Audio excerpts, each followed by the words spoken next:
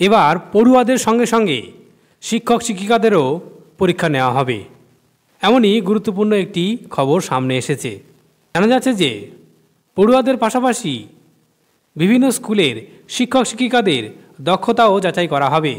বর্ধমান জেলার ৮০টি প্রাথমিক এবং উচ্চ প্রাথমিক বিদ্যালয়ে শিক্ষার মান যাচাইয়ে নামছে কেন্দ্রীয় সংস্থা। পরীক্ষা হবে ন্যাসের মাধ্যমে।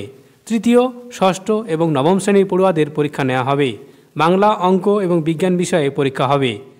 রাষ্ট্রীয় সর্বেক্ষণ প্রকল্পের মাধ্যমে পড়াশোনার মান যাচাই করা হবে।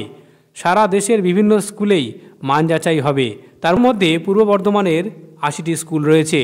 শিক্ষক শিক্ষিকারা কীভাবে পড়ুয়াদের পাঠ দিচ্ছেন সেই বিষয়টিও পরীক্ষকরা দেখবেন। তাদেরকেও বেশ কিছু প্রশ্নের সম্মুখীন হতে হবে। পরীক্ষার্থীদের যোগ্যতা, শিক্ষক শিক্ষিকাদের দক্ষতা এবং স্কুলের পরিকাঠামো দেখে নম্বর দেওয়া হবে। প্রথম 10-এ থাকা স্কুলগুলির তালিকাও প্রকাশ করা হবে। এই নিয়ে এক আধিকারিক বলেন, যে কোনো স্কুলের শিক্ষক শিক্ষিকাদের অগ্রগতি যোগ্যতার উপর নির্ভর করে। তারা কিভাবে শিক্ষা দিচ্ছেন সেটা অত্যন্ত গুরুত্বপূর্ণ। সেই কারণে মান যাচাইয়ের সময় শিক্ষক শিক্ষিকাদের যোগ্যতা দেখা হয়। 4 ডিসেম্বর পরীক্ষা হতে চলেছে ন্যাস পরীক্ষা।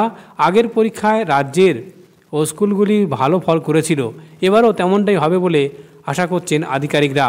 এবারে বিশেষ করে শিক্ষক শিক্ষিকাদের দক্ষতা যাচাইয়ে গুরুত্ব দেওয়া হচ্ছে। কোনো স্কুলের শিক্ষক শিক্ষিকাদের মধ্যে পড়াশোনার পদ্ধতি নিয়ে খুঁত থাকলে সেটা ধরিয়ে দেওয়া হবে। কিভাবে পাঠ দেওয়া যাবে তার প্রশিক্ষণ দেওয়া হচ্ছে।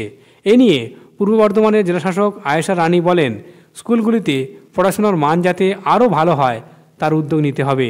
পড়ুয়াদের ভবিষ্যৎ গঠনে শিক্ষক শিক্ষিকাদের বড় ভূমিকা।